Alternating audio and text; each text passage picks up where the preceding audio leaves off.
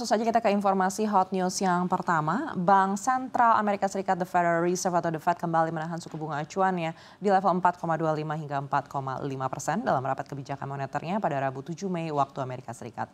Ini merupakan kali ketiga The Fed menahan suku bunga setelah terakhir kali menurunkan suku bunganya pada pertemuan Desember 2024. Keputusan ini mencerminkan sikap The Fed yang berhati-hati dalam mengantisipasi dampak kebijakan tarif impor Presiden Amerika Serikat Donald Trump. Tarif impor yang tinggi telah berdampak pada rantai pasok dan menyebabkan gangguan pada data ekonomi kuartal 1 yang tercermin dalam kontraksi produk domestik bruto Amerika Serikat. Namun aktivitas ekonomi secara keseluruhan dan pasar tenaga kerja masih menunjukkan ketahanan.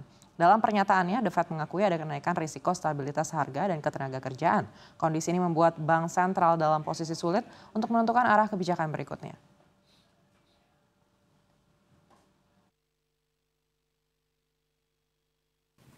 At today's meeting, the committee decided to maintain the target range for the federal funds rate at 4.25% to 4.5% and to continue reducing the size of the balance sheet. The tariff increases announced so far have been significantly larger than anticipated.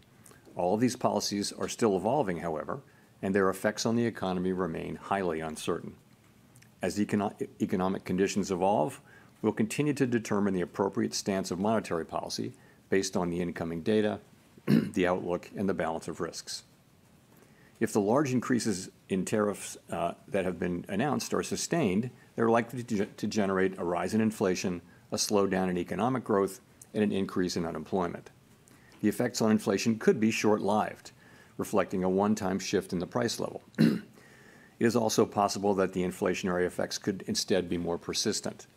Avoiding that outcome will depend on the size of the tariff effects, on how long it takes for them to pass through fully into prices, and ultimately on keeping longer-term inflation expectations well anchored. Kita ke informasi berikutnya.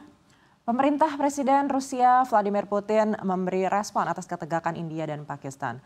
Sebelumnya, New Delhi meluncurkan jet tempur menyerang 9 titik di wilayah Pakistan dan Kashmir, Pakistan, lalu dibalas dengan artileri berat oleh Islamabad. Rusia meminta India dan Pakistan untuk menahan diri. Kekerasan baru ini menjadi puncak ketegangan baru dua negara tetangga bersenjata nuklir tersebut. Sebelumnya pemerintah China menyatakan penyesalan dan kekhawatiran atas serangan India terhadap Pakistan. Negeri Presiden Xi Jinping itu mendesak kedua belah pihak untuk menahan diri dalam menanggapi eskalasi besar. Sementara Presiden Amerika Serikat Donald Trump mengatakan hal ini sangat memalukan.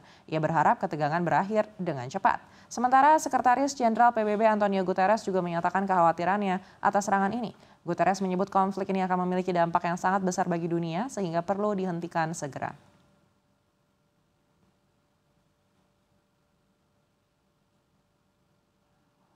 Kita beralih ke informasi yang ketiga.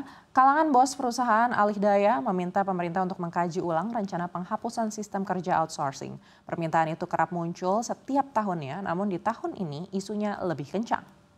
Ketua Umum Asosiasi Bisnis Alih Daya Indonesia Mira Sonia mengatakan dampak yang mungkin muncul dari dihapuskannya sistem outsourcing ialah potensi semakin besarnya angka pemutusan hubungan kerja. Padahal hal ini sudah menjadi masalah sejak beberapa waktu lalu. Karenanya pemerintah perlu mengkaji ulang rencana tersebut dengan lebih matang. Sementara Ketua Bidang Ketenagakerjaan Asosiasi Pengusaha Indonesia atau APindo Bob Azam mengungkapkan hal yang sama dengan meminta untuk mengkaji ulang rencana tersebut. Penghapusan sistem outsourcing dinilai bakal menambah masalah baru bagi penyerapan tenaga kerja di Indonesia. Pasalnya sistem ini sudah menyerap banyak tenaga kerja. Selain itu sistem yang sudah legal sejak 2003 ini sudah lama berjalan sehingga penghapusan outsourcing dapat membuat ketidakpastian di kalangan pelaku usaha.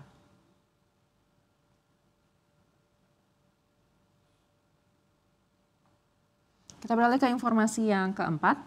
Setelah gerai Lulu Hypermarket bertumbangan, kini giliran supermarket asal Korea Selatan yakni GS Supermarket mendapatkan kabar serupa. Bahkan GS Supermarket disebut akan menutup seluruh kegiatan operasionalnya di Indonesia. Ketua Umum Asosiasi Pengusaha Retail Indonesia Aprindo Solihin membenarkan kabar dari tutupnya GS Supermarket. Pihaknya mengatakan hal ini karena efek dari lesunya daya beli masyarakat ditambah dengan kondisi ekonomi Indonesia yang memang mengkhawatirkan. Solihin pun menambahkan kini masyarakat lebih selektif untuk membeli barang-barang sehingga mereka cenderung membeli barang paling penting seperti sembako atau kebutuhan sehari-hari. Sebelumnya, Peretal asal Korea Selatan ini dikabarkan akan menutup semua gerainya di Indonesia, di mana supermarket ini hanya akan beroperasi hingga 31 Mei mendatang. Hal ini menambah daftar supermarket atau hypermarket yang tutup di Indonesia. Penutupan gerai GS Supermarket terjadi setelah peritel asal Timur Tengah, yakni Lulu Hypermarket juga telah menutup beberapa gerainya dalam beberapa waktu terakhir.